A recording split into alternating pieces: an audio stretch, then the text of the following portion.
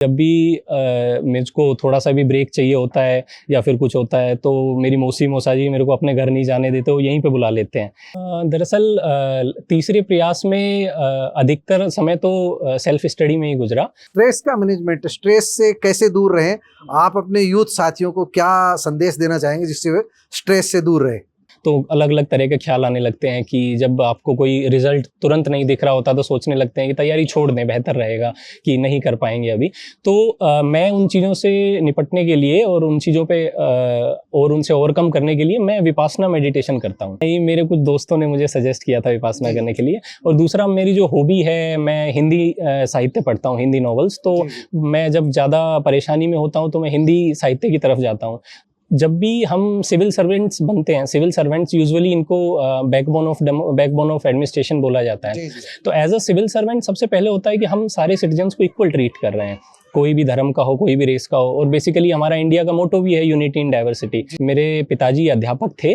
2012 में जब मैं 12 वर्ष का था तब उनका एक सड़क दुर्घटना में अकस्मात देहांत हो गया था। तो आपके मन में सबसे पहले कब आया कि मुझे यूपीएससी क्रैक करनी है, यूपीएससी में बैठना है, मुझे यूपीएससी में जाकर के अधिकारी बनना है, कब आया मन में? तो मेरे लिए तो एक तरीके से ज़रूरी भी था अखबार पढ़ना, ताकि मुझे पता चलता रहे कि देश विदेश में क्या खबरें चल रही हैं। फिर उन्हीं को अपने आंसर में भी लिखा जा सके, जो मेंस के समय बहुत ज़्यादा ज़रूरी होते हैं। फिलहाल जो इंटरनेशनल पॉलिटिक्स है, it reflects the essence of the realist world view of the politics. That मत्स्य राज जिसे हम हिंदी में कहते हैं कि बड़ी मछली छोटी मछली को खा जाती है, जो जैसा देखने को मिल रहा है।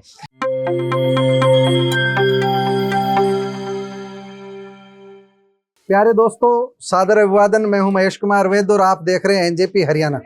दोस्तों, आज के साक्षात्कार में हमारे साथ मौजूद है सबसे खास मेहमान।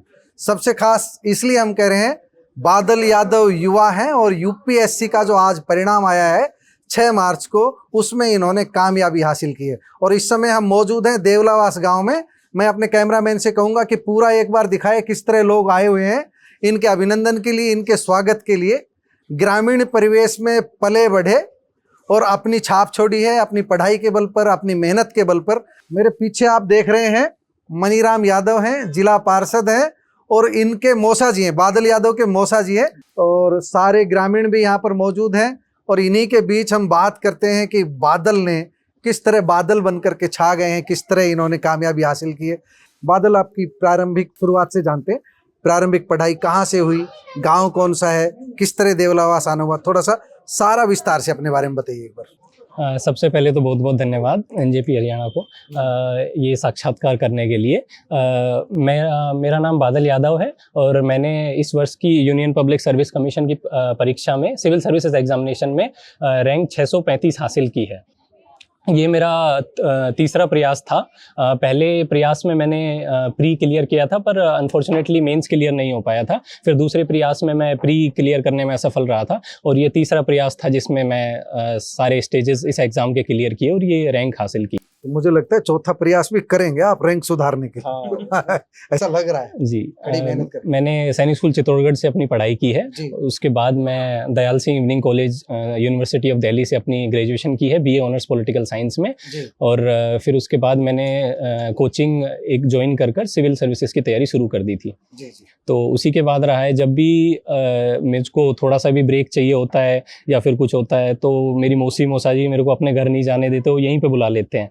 यहाँ पे आराम से रेस्ट करें। मेरा मूल गांव राजस्थान में तिजारा खैरतल तिजारा तहसील में बिनोलिया है। जी। तो आज तो बिनोलिया में भी जस्ट मन रहा होगा जो, बिल्कुल निश्चित रूप से जो। अच्छा, पढ़ाई फिर आप बीच बीच में यहाँ पर आते रहे और पढ़ाई की तैयारी करते रहे? दरअसल कोरोना काल के समय जब कॉलेज बंद थे तो मैं अपने 1 से 1.5 वर्ष में यहीं पर था। यहीं पर रहकर मैं पढ़ाई कर रहा था, ऑनलाइन अपनी कक्षाएं यहीं पर, और मैं यहीं पर रहकर अपनी तैयारी आगे कर रहा। जिस अंतिम प्रयास में कामयाबी मिली है, उस अंतिम प्रयास का हम शेड्यूल जानना चाहें कि सुबह से शाम तक बादल यादव का ये शेड्यूल रहता था, सुबह इतने बजे उठना, फिर ये पढ़ाई करना, फिर कोचिंग में जाना, मतलब क्या शेड्यूल रहा आपका, स्टडी का शेड्यूल क्या रहा? पूरा का पूरा? दरअसल तीसरे प्रयास में अधिकतर समय तो सेल्फ स्टडी में ही गुजरा। कोचिंग तो पहले प्रयास में खत्म हो गई थी, तो फिर उसके बाद सेल्फ स्टडी करना ज़्यादा सही रहा। आइडिया हो गया था क्या? हाँ, आइडिया हो गया था कि कैसे क्या पूछा जाता है और क्या किस लेवल की आपको मेहनत करनी होगी। तो इसमें जो मेन वो चीज़ रही जो मेरे लिए काम की, मैंने सुबह में 6:30 से 7 के बजे के करीब उठता था और उसके बाद मैं नॉर्मल फ्रेश और नहा धोकर ब्रेकफास्ट करके लाइब्रेरी चला जाता था। फिर मैं 1 बजे आता था अपना लंच करने के लिए, 1 से 2 लंच और थोड़ी देर 10 से 15 मिनट आराम कर मैं वापस लाइब्रेरी चला जाता था। फिर 8 बजे मैं डिनर करने के लिए आता था और डिनर करके 8 से 9 के बीच थोड़ा टहल कर घर पर बात कर मैं वापस लाइब्रेरी चला जाता था। फिर मैं 11 साढ़े 11 बजे आकर सो जाता था और मैंने इसी रूटीन को कंसिस्टेंटली फॉलो किया over the period of time, जो one of the main reason रहा कि मैंने सफलता हासिल की। एक स्ट्रेस मैनेजमेंट की हम बात करते हैं, आमतौर पर जो हायर लेवल की स्टडी होती है उसमें एक बड़ा कारण बन जाता है स्ट्रेस। कई बच्चे आप देखते हैं कोटा से भी कई बार बुरी खबरें आती है, दूसरी जगह से भी बुरी खबरें आती है, लेकिन कम आती है, अच्छी खबरें ज़्यादा आती है। बादल यादव की अच्छी खबर लेकर के आए हैं। तो जो स्ट्रेस का मैनेजमेंट, स्ट्रेस से कैसे दूर रहें, आप अपने यूथ साथियों को क्या संदेश देना चाहेंगे जिससे वे स्ट्रेस से दूर रहे? इस तैयारी के दौरान काफ़ी ऐसे पहलू और काफ़ी ऐसी स्थितियां पैदा होती हैं जिसमें जो स्ट्रेस होता है, वो तनाव बहुत ज़्यादा बढ़ जाता है। तो अलग अलग तरह के ख्याल आने लगते हैं कि जब आपको कोई रिजल्ट तुरंत नहीं दिख रहा होता तो सोचने लगते हैं कि तैयारी छोड़ दें, बेहतर रहेगा, कि नहीं कर पाएंगे अभी। तो मैं उन चीज़ों से निपटने के लिए और उन चीज़ों पे और उनसे ओवरकम करने के लिए मैं विपासना मेडिटेशन करता हूँ। विपासना करने से क्लैरिटी मिलती है और ये चीज़ समझ में आती है कि जो भी कुछ है वो अनित्य है। अरविंद केजरीवाल से सुन करके किया या पहले से कर रहे? नहीं, मेरे कुछ दोस्तों ने मुझे सजेस्ट किया था विपासना करने के लिए। और दूसरा मेरी जो हॉबी है, मैं हिंदी साहित्य पढ़ता हूँ, हिंदी नॉवेल्स। तो मैं जब ज़्यादा परेशानी में होता हूँ तो मैं हिंदी साहित्य की तरफ जाता हूँ, तो वहाँ पे पढ़ के है कि थोड़ा सा आराम मिल जाता है। बाकी दोस्तों से बात वगैरह करना, इससे थोड़ा मन हल्का होता है और अच्छे से और थोड़ी स्फूर्ति आती है कि हम और अच्छे से मेहनत कर सकें। एक हम धर्म की बात करते हैं, आप अभी ऑफिसर बनने जा रहे हैं प्रथम श्रेणी के, निश्चित रूप से आपके सामने बहुत सारी फाइलें आएंगी, आप निपटाएंगे। हमारे भारत में जब हम इस समय देखते हैं जो 2 तरह की धाराएं, एक तो बिल्कुल धार्मिकता है जिसे हम धार्मिकता कहें, एक अंधविश्वास की आड़ में धार्मिकता जो वो फैल रही है, जो लोग पाखंड को फैला रहे हैं। आप इसके बीच समन्वय कैसे बिठाएंगे? जो है जैसे कि मैं हिंदी साहित्य पढ़ता था तो उसके अंदर कुछ चंद पहलू जो मुझे याद हैं कि जब भी हम सिविल सर्वेंट्स बनते हैं, सिविल सर्वेंट्स यूजुअली इनको बैकबोन ऑफ एडमिनिस्ट्रेशन बोला जाता है। तो एज अ सिविल सर्वेंट सबसे पहले होता है कि हम सारे सिटीजन्स को इक्वल ट्रीट कर रहे हैं, कोई भी धर्म का हो, कोई भी रेस का हो। और बेसिकली हमारा इंडिया का मोटो भी है यूनिटी इन डाइवर्सिटी, उसी में हम डील करते हैं।